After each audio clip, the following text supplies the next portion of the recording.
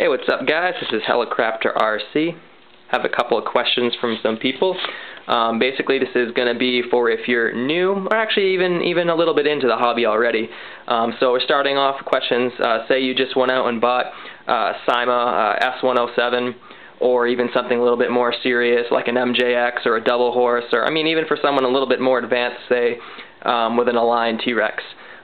This might help you out a little bit. The question was, what do I need to buy as far as tools when getting into the hobby? And again, this would go from owning something cheap in infrared, up to the 2.4 gigahertz, like something a little bit more serious, 6-channel. So basically, this video is going to be focused more on tools. You always want to have your spare parts.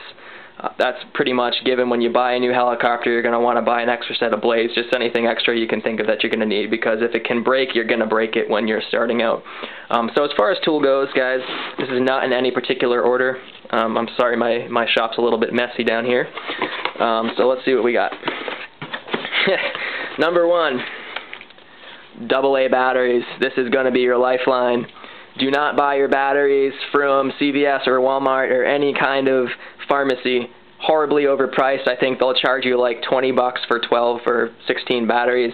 This guy's 48 pack from BJ's. You don't need anything fancy unless you want rechargeable ones, but these work just as well. 48 pack from BJ's, 10 bucks. You cannot beat that. These are what you want. You're going to run through these babies quick, especially when you're running with like this many TXs. Yeah. So basically, make sure you have batteries, number 1. Another big thing you're going to want is a multi-tester. Doesn't have to be anything fancy. This is a cheapo one, I believe, from Radio Shack. It was like 8 bucks, probably less than that. Comes in very important to use, especially when you're having problems. Say you're changing out PCB board, you're testing lines, you're testing a motor, you had a tail motor, for instance. Double horse 9116, these tail motors shit out on you probably after, I don't know, 20 flights or so. So it's good to go ahead and test to make sure you don't have a problem with your board. You can go ahead and just run it up to the lead, see if it's going to be your board or your tail. I also use it a lot on the QS. Had a lot of problems with that. Very important. Black Sharpie. This may sound pretty silly, guys, but I use this thing more than you know. Especially when you start getting into stuff that uses expensive LiPo batteries. I know I have an RC that runs a battery that I paid over 100 bucks for. What I use this for on the batteries, each time I go through a cycle, which would be either a charge and discharge or discharge and charge, whichever way you're working it, I put a little hash mark on the battery. That way I can keep track of how many cycles I put through the battery. You can also use it. Again, I'm going to use this double horse. I use this a lot for examples. Say, you whack your blades on something and they're not damaged, but, you're picky about it, you want it to look nice. You can see on this one, I've ran all along the edges, gave it a nice black stripe. It kind of hides any damage. Also, you can do little detail jobs like stripes on the blades. It's really good for touch-ups. I use it all the time. It's good to have it. Label your boxes, whatever you need to do. Modeling clay. This is a big one too. A lot of these RCs are not balanced properly. Don't have enough forward flight, especially when you're working in stuff that's going to be outdoors. When you're moving into your single blades from your coaxials, it's going to come really in handy to help you balance. You can only adjust the swash plate on these so far, guys. Sometimes that's not enough. Stick this up in the canopy, balance your weight. It's going to help you out a lot. I would definitely suggest picking that up when you start moving on to something a little bit more serious than your indoor helicopters. Zip ties. I don't know how many times I've used these to secure batteries, hold wires in place. I've gone through 2 boards on the 9116 and also a board on my 9117, and every time I replace the board I have to pull all the wires out, which are all held in place with zip ties, so you definitely want to use those. I've used them on my T-Rex also, and my Nitros, and you still have wires. Gonna need them. Some real fine grit sandpaper. This is Automotive 2000. Sometimes I'll use even a 600 or 1000 grit, especially something small, like say this is a Helios 100, 4-channel, 2.4 gigahertz, but comes with spare blades.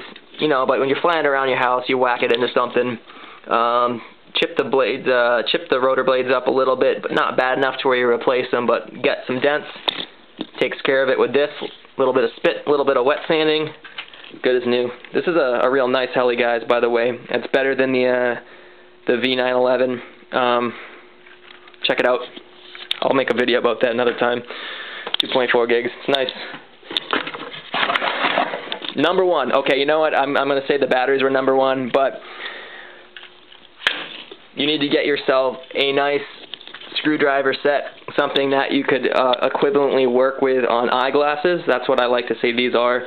Really, really fine tip. This is your biggest thing you're going to need. Number one, absolutely number one, is having a nice screwdriver set. I learned years ago when I started that a regular screwdriver isn't going to cut it. These screws are so small, and you'll get absolutely frustrated and strip them all out trying to do it with normal size tools. So this isn't even that expensive. Walmart, $2.99. Really nice. Go out and buy it. You're going to need it. Needle nose pliers. It's kind of self-explanatory. Working with small parts, you're going to need them. These are just some spare screwdrivers that I have. Another big thing that a lot of people might overlook is a soldering iron, right? This isn't even an expensive one. Let's see. There's the package for it. There's the stand. This is another Walmart special. I think I paid maybe $6 for this. This one I actually customized the tip, made it really fine. When you start soldering, I can tell you that I was terrible. I've always been pretty good with electronics, but as far as soldering goes, I can weld, but I was never really good at soldering.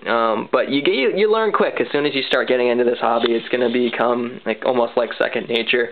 You're going to be changing boards and motor leads and wires all over the place. Basically, I like to look at it like this. For every hour of flying you do with one of these, you're going to be doing 5 hours of repairs at some point. So you're going to be working with stuff that's tiny. So you're going to need this, your needle nose pliers. These kind of go together like clockwork. Nice pair of small wire cutters. You're going to need those.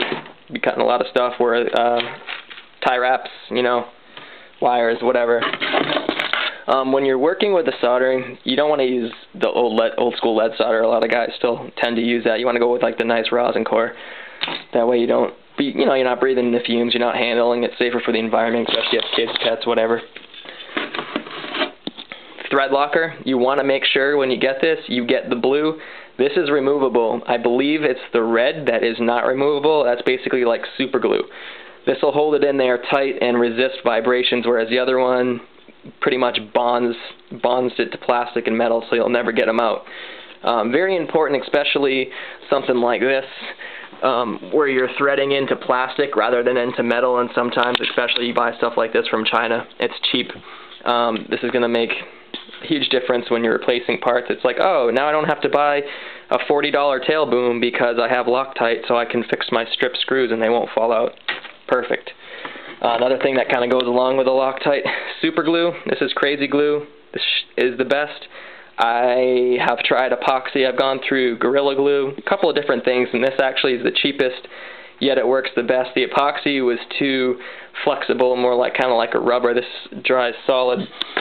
Use it for something like this. I have another video where I have a modded tail blade where basically you had to cut the tail blades off of another prop and glue it onto the existing hubs of the old one, and that works perfect, especially breaking parts. Like, look at this canopy, cracked like that, fix it, super glue, done.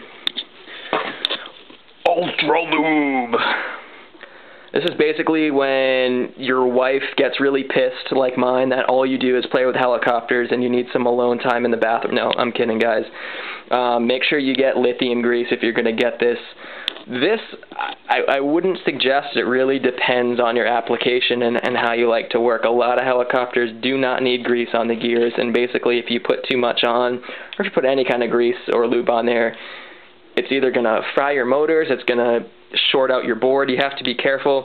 This I use on my bigger copters, like my Nitros, which have metal gears. I actually use it again on this. This is electric. On the QS, it really quiets it down, but you just have to be very lenient. Do not put it, I wouldn't actually put it on the main cogs here. I only put it on the main gear, on the motor itself. Run it full throttle, then wipe it off. You don't need too much because that shit is going to make a mess. So be very, very lenient. Just put like a little dab on a Q-tip and just put it on the main cog, on the motor shaft itself. That looks like it. I don't think I have anything else. That's pretty much what you need to get started. You don't even need this. Basically, to get started, you want your batteries, Loctite, super glue, screwdriver, and I would probably say your soldering iron. Everything else can really wait. That's it, guys. So I hope this video helps you out. You can manage through my rambling. If you have any other questions, you want any other videos, just request it, get back to me, and I'll hook you up. Alright, guys. Happy flying.